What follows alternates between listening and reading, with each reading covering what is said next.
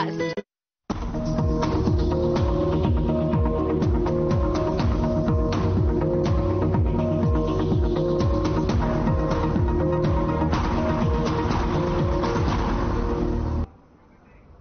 नमस्कार, बुलेटिन में आपका स्वागत है। मैं हूं आपके साथ चविश कात्री। कुरुक्षेत्र में सांसद नायब सिंह सैनी और विधायक सुभाष सुधा ने सांसद आवास कार्यालय पर नारी शक्ति वंदन विधेयक को लेकर प्रेस वार्ता की।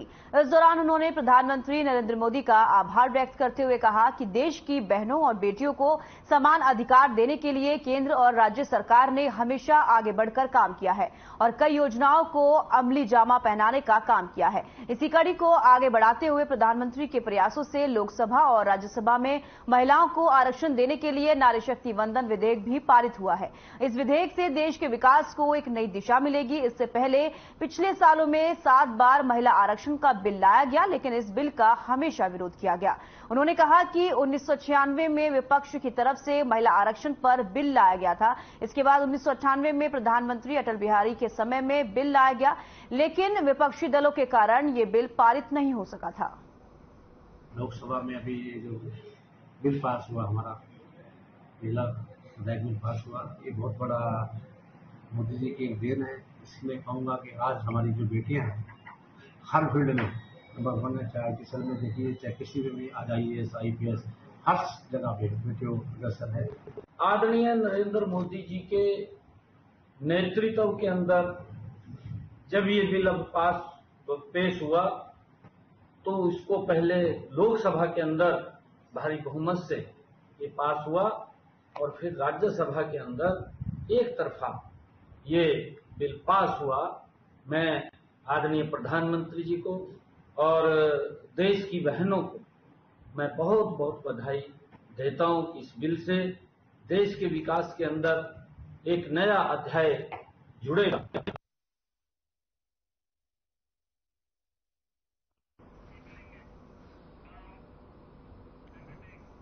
कुरुक्षेत्र के सांसद नायब सिंह सैनी और विधायक सुभाष सुधा ने कुरुक्षेत्र की बेटी रमिता जिंदल को शुभकामनाएं दी।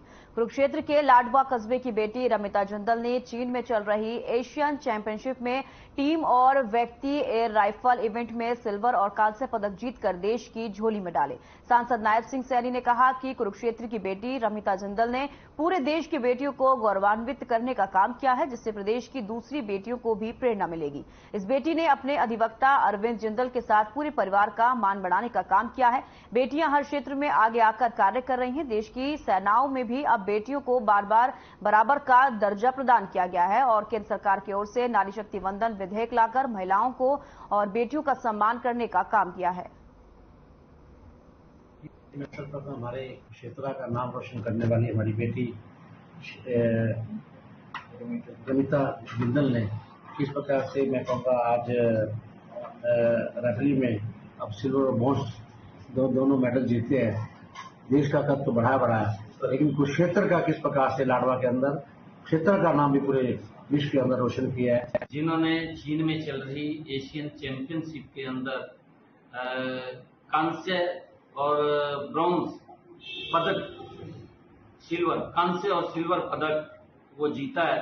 मैं इसके लिए बेटी रमिता जिंदल को और परिवार को, बेटी ने हमारे कुरुक्षेत्र का नाम ऊंचा किया, मैं उनको बहुत बहुत बधाई।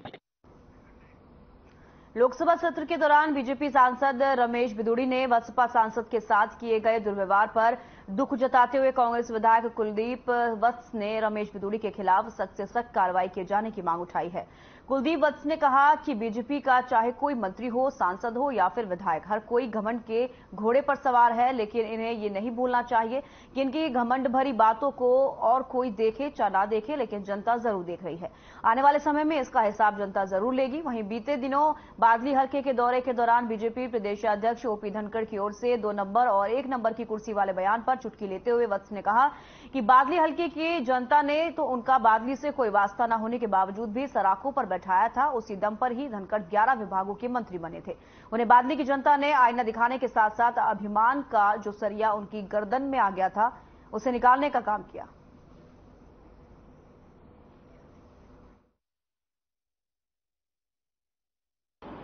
देखिए, जिस प्रकार से चाहे कोई एमएलए है चाहे कोई एमपी है, उसको देश की जनता देखती है और इस प्रकार के असभ्यता बातें मैं कहता हूं किसी भी व्यक्ति के मुंह से शोभा नहीं देती और ऐसे व्यक्ति के खिलाफ कड़ी से कड़ी कार्रवाई करनी चाहिए। और जहां तक बीजेपी के लोग हैं, सांसद हैं, मंत्री हैं, आए दिन कहीं न कहीं घमंड के घोड़े पर सवार हैं और इस प्रकार की बयानबाजी चाहे वो मंत्रियों के मुंह से है, चाहे वो सांसदों के मुंह से है, एमएलए के मुंह से है, तो ये शोभा नहीं देती और ऐसे व्यक्ति के खिलाफ कार्रवाई करनी चाहिए। खबर अंबाला से है, जहां पुलिस ने देह व्यापार चलाने वाली महिला का भंडाफोड़ किया है। पुलिस ने मौके से 2 युवकों सहित 4 महिलाओं को हिरासत में लिया है। बता दें कि महेश नगर थाना एसएचओ ने गुप्त सूचना के आधार पर छापामारी की गई, जहां से देह व्यापार चलाने वाली एक महिला को 3 युवती और 2 युवकों के सहित हिरासत में लिया गया है। वहीं आरोपी से पूछताछ की जा रही है, जिसके बाद आगामी कार्रवाई की जाएगी।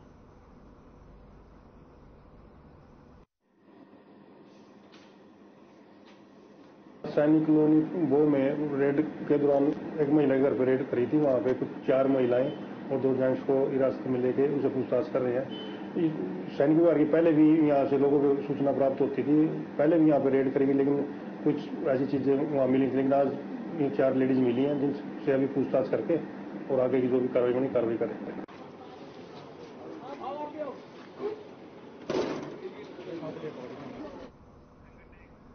14 से 23 सितंबर तक रोहतक में नेशनल बॉक्सिंग चैंपियनशिप का आयोजन किया गया था, जहां भिवानी के पालुआस गांव के रहने वाले आकाश तंवर ने गोल्ड मेडल जीतकर मिनी क्यूबा के नाम से विख्यात भिवानी का नाम रोशन किया है। गांव पहुंचने पर खेल प्रेमियों ने फूलमालाओं के साथ उनका स्वागत किया और रंग गुलाल लगाकर जश्न मनाया। बता दें कि आकाश ने काफी संघर्षपूर्ण 6 मुकाबले किए और 6 के 6 मुकाबलों में प्रतिद्वंदी बॉक्सर को 5-0 से मात देते हुए गोल्ड मेडल हासिल किया है, जिससे गांव में खुशी की लहर है। वहीं परिवार और पूरे गांव ने विजेता बॉक्सर आकाश की सराहना की। बॉक्सर आकाश ने कहा कि वे ओलंपिक में गोल्ड मेडल के लिए कड़ी मेहनत करेंगे।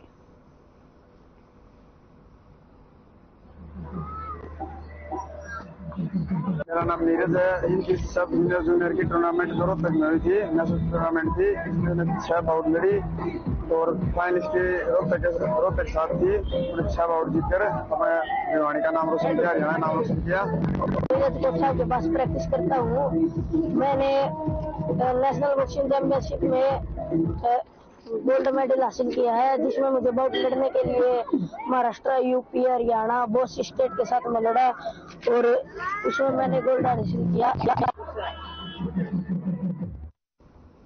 तो आकाश तंवर ने गोल्ड मेडल जीता है। तस्वीरें आप देख सकते हैं किस तरीके से जश्न मनाया जा रहा है। खेल प्रेमियों ने गोल्ड मेडलिस्ट का भव्य स्वागत किया, रंग गुलाल लगाकर जश्न मनाया और साथ ही आपको बता दें कि पूरे गांव में खुशी की लहर भी देखी जा रही है, क्योंकि आकाश तंवर ने गोल्ड मेडल जीता है और खेल प्रेमियों ने आकाश का भव्य स्वागत किया और रंग गुलाल लगाकर जश्न भी मनाया। तो बता दें कि आपको कि आकाश तंवर ने गोल्ड मेडल जीता है और खेल प्रेमियों ने भव्य स्वागत किया है, जिसकी तस्वीरें आप टीवी स्क्रीन पर देख सकते हैं। और आगे आने वाले खेलों में कड़ी मेहनत भी करेंगे, ये भी आकाश तंवर की तरफ से कहा गया।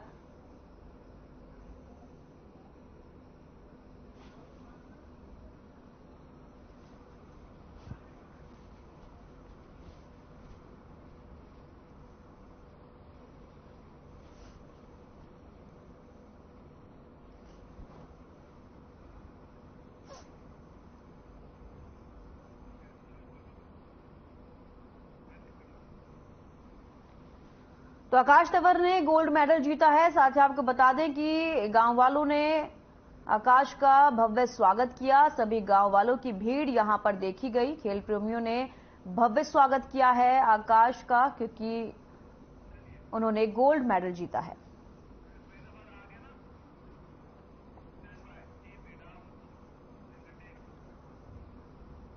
फरीदाबाद में 1 नंबर मार्केट में कपड़ों के एक शोरूम में आग लग गई। आग लगने के कारण अभी स्पष्ट नहीं हो पाए हैं। पुलिस और फायर ब्रिगेड की टीम सूचना पर तुरंत मौके पर पहुंची और आग पर काबू पाने के प्रयास शुरू कर दिए। वहीं आग लगने से पहले कपड़े के शोरूम और फिर 7 अन्य दुकानें चपेट में आ गई। आग लगने से कर्मचारियों और पूरे बाजार में अफरा तफरी का माहौल है।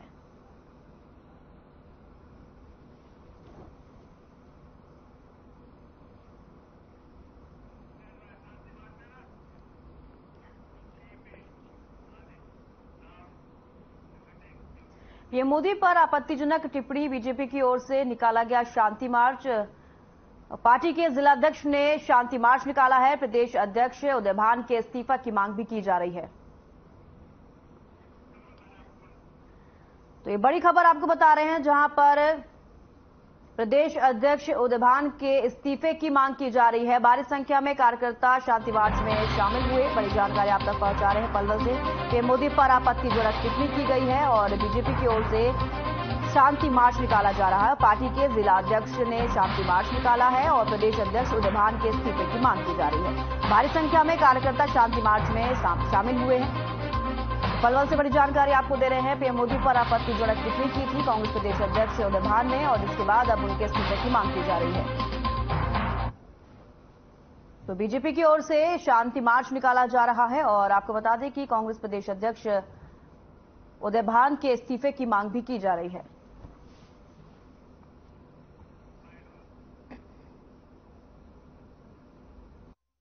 मनोहर खट्टर जी के खिलाफ जो उन्होंने अमर्यादित भाषा का इस्तेमाल किया, उसके खिलाफ पूरे प्रदेश के अंदर हमारी भारतीय जनता पार्टी के सभी शीर्ष नेताओं ने, सभी विधायकों ने और सभी कार्यकर्ता साथियों ने मिलकर के शांति मार्च निकाला है और इससे एक संदेश देना चाहते हैं कि भगवान इनको सद्बुद्धि दे कि जो इस प्रकार की ये अमर्यादित भाषा का जो इस्तेमाल करते हैं, ये कितने बड़े लोकप्रिय नेता हैं। पूरे प्रदेश और देश के अंदर इस बात का जनता के अंदर रोष है कि इनके जब इस तरीका के अपशब्द ऐसी भाषा का, ये गलत भाषा का जब प्रयोग करते हैं, ना इनके पास नीति है ना नियम।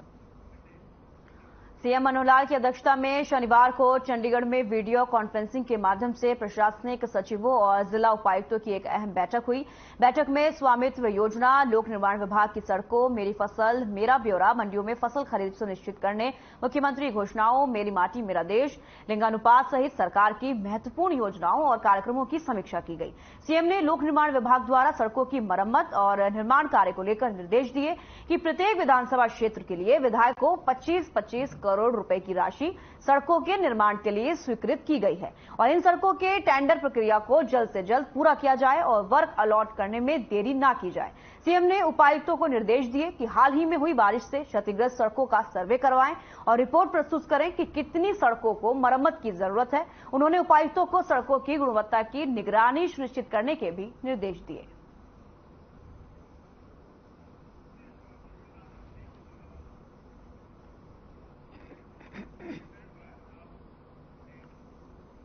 कृषि मंत्री जेपी दलाल ने जुलाना उपमंडल के गांव रामराय, बुआना, खनेटी व झमोला में खुला दरबार लगाकर लोगों की समस्याएं सुनी।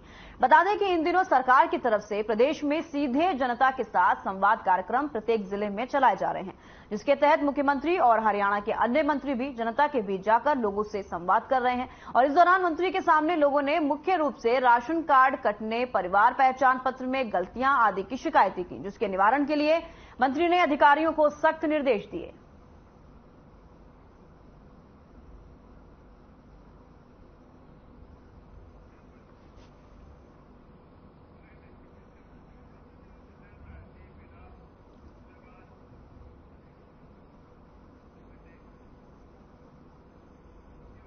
हरियाणा कांग्रेस के प्रदेशाध्यक्ष उदय भान के पीएम और सीएम को लेकर दिए गए बयान पर हरियाणा में सियासत गर्मा गई है।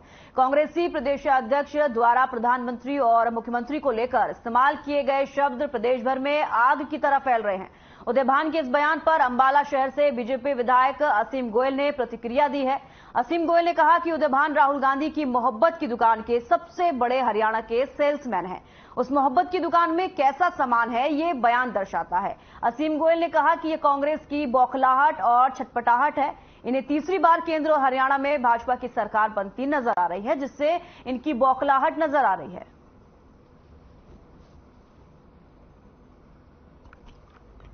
तो सबसे पहले ये कहना चाहूंगा, उदय भान जी राहुल गांधी की मोहब्बत की दुकान के सबसे बड़े सेल्समैन हरियाणा में हैं और उस मोहब्बत की दुकान में किस प्रकार का सामान रखा जाता है, किस प्रकार की मोहब्बत बांटी जाती है, ये बयान एक उसी का उदाहरण भी है। और दूसरा, इन कांग्रेस नेताओं की जो सत्ता से दूर रहने की छटपटाहट है, तो मानता है उसका नतीजा भी है। बौखला चुके हैं, इनको सामने दिख गया है, तीसरी बार लिख दिया है कि भारत के अंदर केंद्र के अंदर द्वारा मोदी जी के नेतृत्व में सरकार बहुत बड़े ज्यादा बहुमत से पिछली बार से भी ज्यादा सीटों से आ रही है और हरियाणा के अंदर भी लगातार तीसरी बार जो है भारतीय जनता पार्टी की सरकार बनने जा रही है।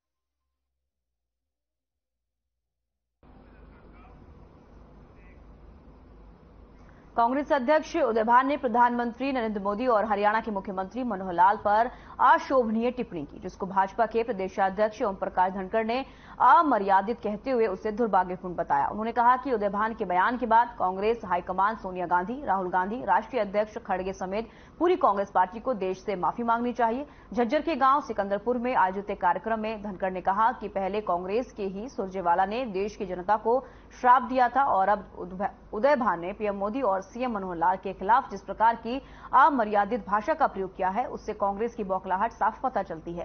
उन्होंने कहा कि लोकराज लोकलाज से चलता है, लेकिन जो नेता लोकलाज छोड़ देता है उसका साथ जनता छोड़ देती है।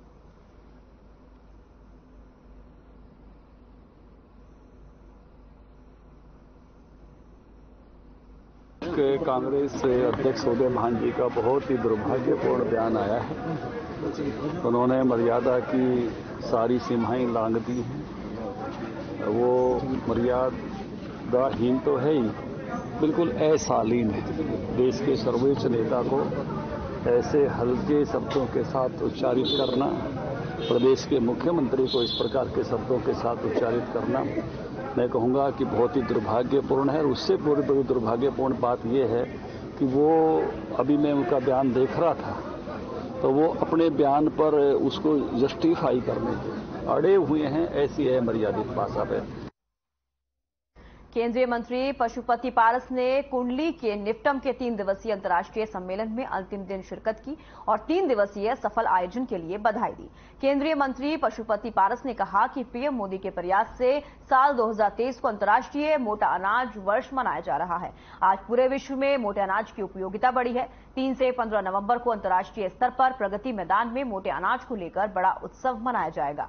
केंद्रीय मंत्री पशुपति पारस ने महिला आरक्षण बिल को लेकर भी अपनी प्रतिक्रिया दी है। उन्होंने कहा है कि 27 वर्षों से लोग इस महिला बिल के इंतजार में थे, जो अब आकर पूरा हुआ है। इतना ही नहीं, उन्होंने इंडिया गठबंधन को लेकर भी निशाना साधा। कहा कि गठबंधन में 28 दल हैं, जिनमें कुछ दल ऐसे हैं जो खुद को प्रधानमंत्री का उम्मीदवार बताते हैं। साथ ही कहा कि पीएम मोदी के मुकाबले में आज के वक्त कोई नेता नहीं है। उन्होंने कहा कि आज एक अनार है और 100 बीमार है। 2024 के चुनाव में एनडीए को 2/3 बहुमत से जीत दर्ज होगी। वहीं तीसरी बार देश के प्रधानमंत्री नरेंद्र मोदी होंगे। उन्होंने बिहार के सीएम नीतीश कुमार पर भी निशाना साधा।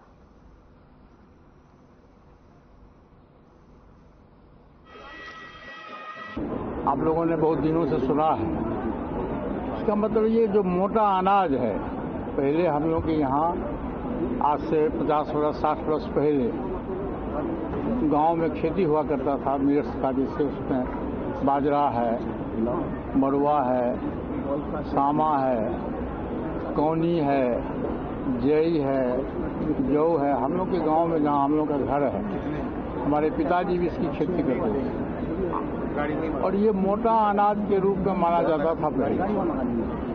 और अमीर लोग इस अनाज को नहीं खाते थे, वो कहते थे कि गरीब का भोजन है।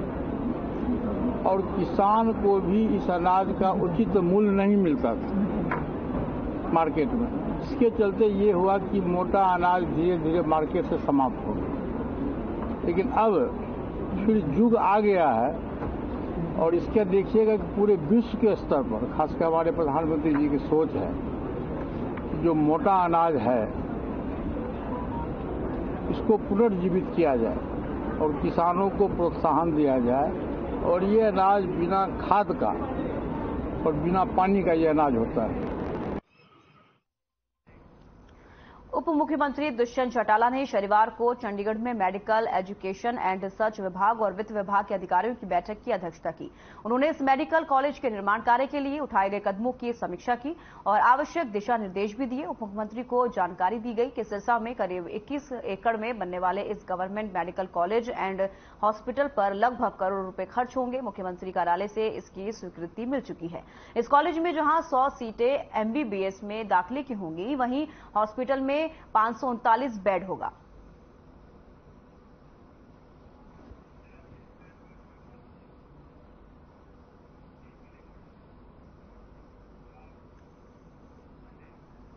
नारनौंद के गांव राखीगढ़ी में शमशान घाट की भूमि को लेकर ग्रामीण धरने पर बैठे हुए थे। धरने के 5वें दिन प्रशासन की तरफ से एसडीएम विकास यादव धरनास्थल पर पहुंचे और कमेटी से बातचीत कर उनको शमशान घाट के लिए भूमि देने की घोषणा की। उसके बाद कमेटी ने धरने को समाप्त किया। ग्रामीण संदीप और दिनेश ने कहा कि ग्रामीणों की कब्रिस्तान, शमशान घाट और अन्य समस्याएं थी जिनको लेकर हमने धरना चलाया हुआ था। एसडीएम मौके पर पहुंचे और उन्होंने हमारी समस्याओं का निदान किया है। हमें आश्वासन दिया है कि 1 महीने के अंदर आपकी सभी समस्याओं को दूर कर दिया जाएगा।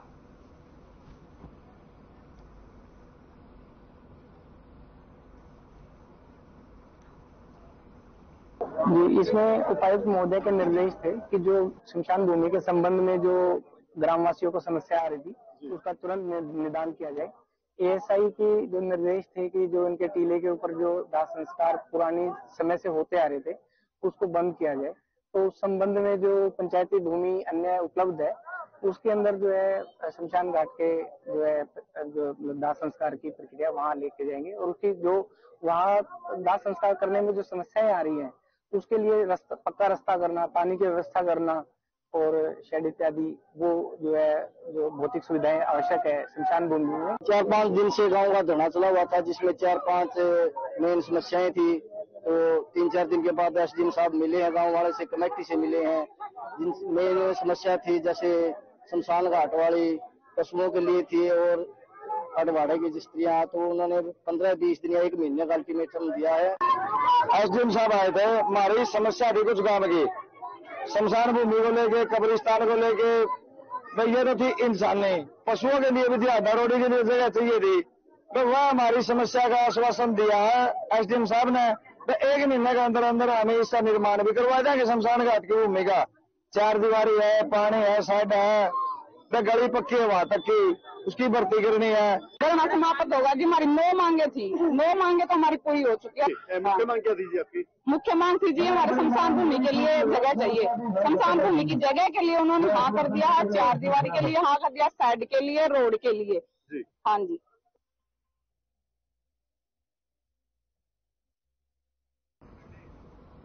हरियाणा के गृह और स्वास्थ्य मंत्री अनिल विज का ओएसडी बनकर बीजेपी नेता आशीष गुलाटी ने पुलिस महकमे में नौकरी लगवाने का झांसा देकर करीब 27 लाख रुपए हड़प लिए। जहां आरोपी आशीष गुलाटी ने अपने भांजा लक्ष्य दत्ता के साथ मिलीभगत करके धोखाधड़ी की, वारदात को अंजाम दिया। वहीं पुलिस ने इस मामले में बीजेपी नेता आशीष गुलाटी को तो गिरफ्तार कर लिया, पर उसका भांजा लक्ष्य दत्ता अभी भी फरार है।